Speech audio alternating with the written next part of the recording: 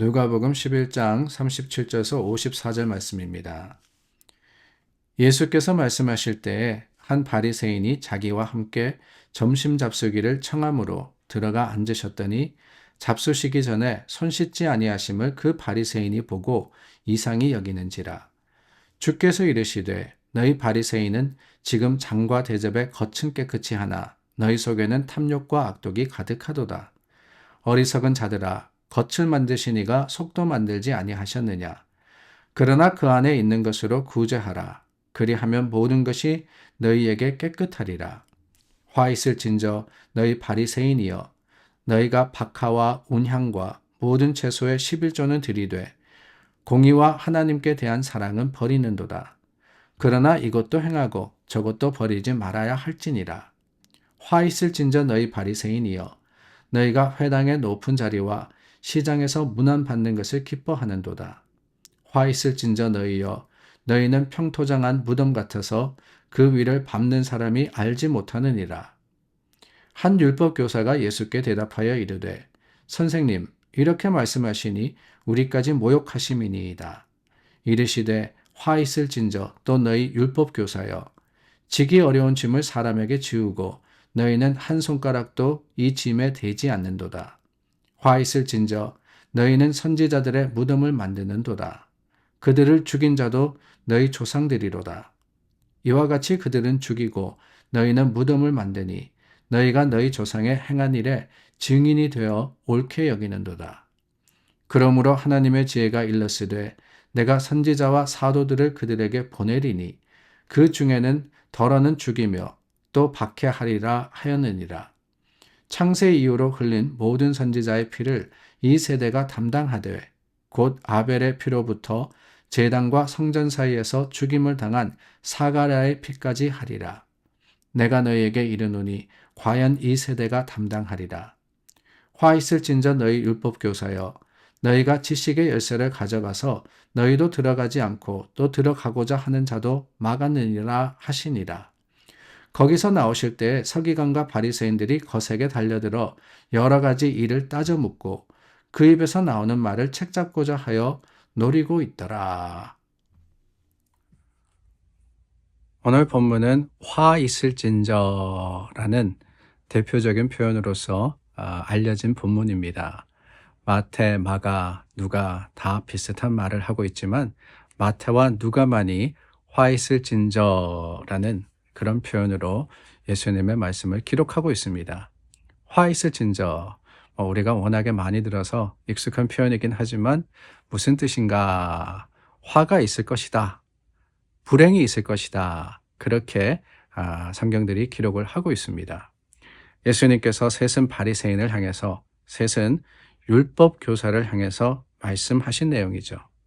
그런데 누가가 기록한 다른 복음서에 나오지 않는 내용은 다름이 아니라 이 말씀이 어떤 배경을 가지고 주어졌느냐 하는 것입니다. 한 바리새인이 예수님을 초대해서 식사하는 장면에서부터 시작을 하게 되죠. 그 식사하는 장면에서 어떻게 보면은 언쟁이 벌어진 겁니다. 예수께서 화 있을진저라고 했는데 37절과 38절의 말씀해 보니까 다름이 아니라 바리새인이 예수님이 손 씻지 않은 것을 보고 이상하게 여겼다라고 하는 거죠. 이상하게 여겼다. 왜 그러느냐? 그것이 당시 전통이었기 때문에 손 씻는다라고 하는 그 모습을 보이느냐? 그러니까 손을 씻느냐 마느냐? 이것이 바리새인에게는 중요했기 때문에 이 말씀이 일어난 그런 배경이 되었던 겁니다. 예수님이 화 있을진저라고 했던 그 사실 자체도 놀랍지만은 오늘 말씀을 보면은 왜 예수님이 그 전통을 따르지 않으셨을까라는 의구심이 들기도 합니다. 어쩌면은 주님께서 의도적으로 손을 씻지 않으셨을 수도 있지 않을까라는 생각도 들었어요. 어찌 예수님이 장로들의 유정과 그리고 전통을 알지 못하셨겠습니까?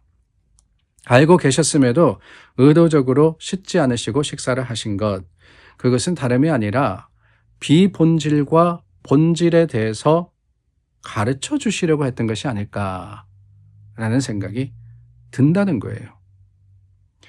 외식이 얼마나 큰 문제냐, 외식이라는 것이 뭐냐, 겉모습을 중요하게 여기는 거 아닙니까?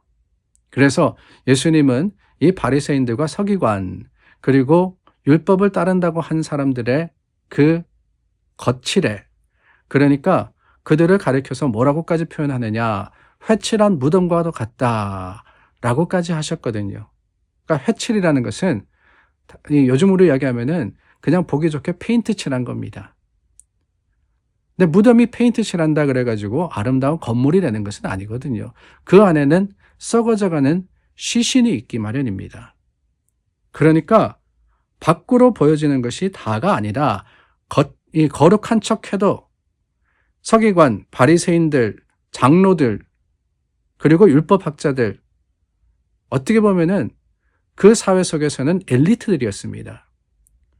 그들의 거룩한 모습과 어떻게 보면은 또한 뛰어난 모습이 아무 소용이 없다. 그 속을 들여다보면은 탐욕과 악독으로 가득하다라고 하는 것을 예수님은 거침없이 지적하신 겁니다. 39절 말씀을 보니까 겉은 깨끗이 하되 속은 탐욕과 악독이 가득했다라고 하지 않습니까?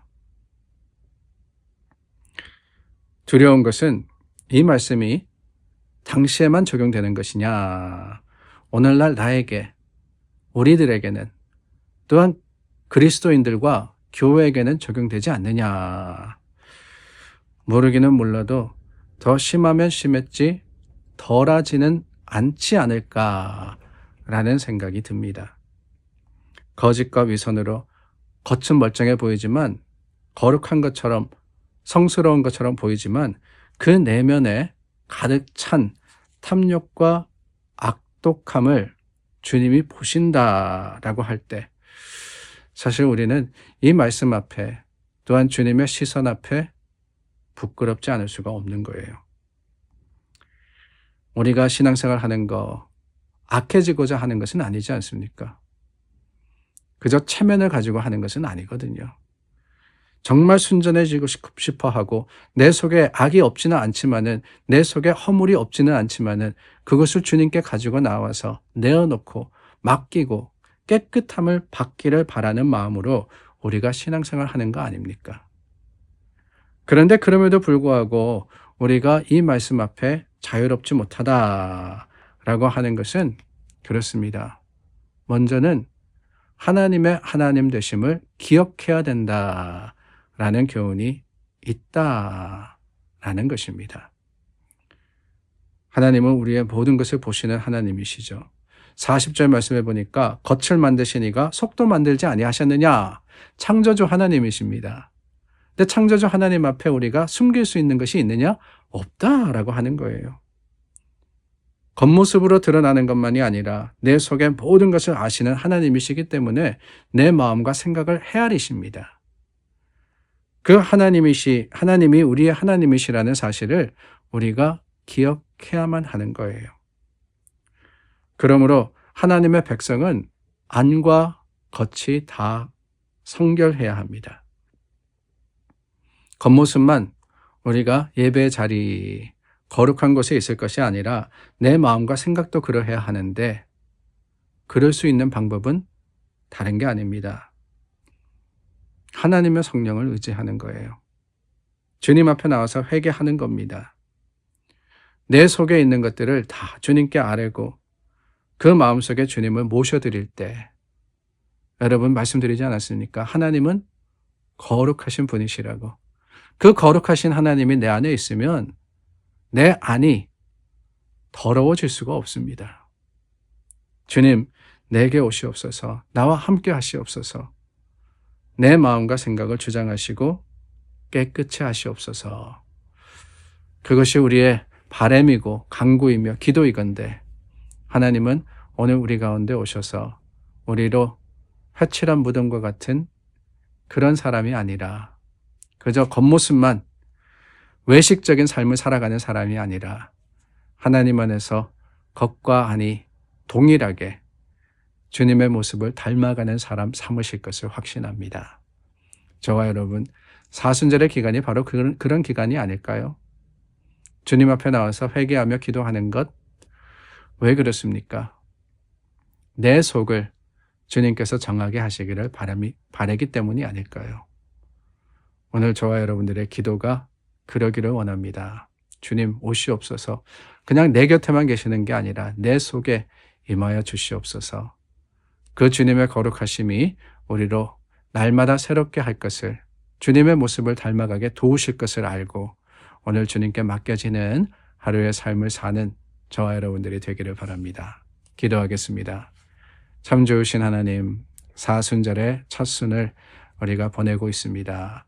주님께서 우리 가운데 임하시고 우리를 거룩하게 하실 것을 확신하여서 주님께 맡기고 아뢰입니다. 우리를 용서하시고 깨끗이 하여 주시어서 예수 그리스도를 닮아가는 믿음의 사람들이 되게 하여 주시옵소서. 예수님의 이름으로 기도드립니다. 아멘. 사순절의 10번째 날입니다. 사순절 쭉 가다 보면은 며칠째 되는지를 잊어버리기가 일수인데, 쉬운 것은 첫 주는 4일까지 있고 둘째 주는 마지막 토요일이 10번째 날이라는 겁니다. 그 다음부터는 복잡해요. 10번째 날 첫 순을 지나가고 있습니다. 여러분 오늘도 믿음의 소망 붙들고 주님 앞에 경건의 삶을 사시기를 주님의 이름으로 축원합니다.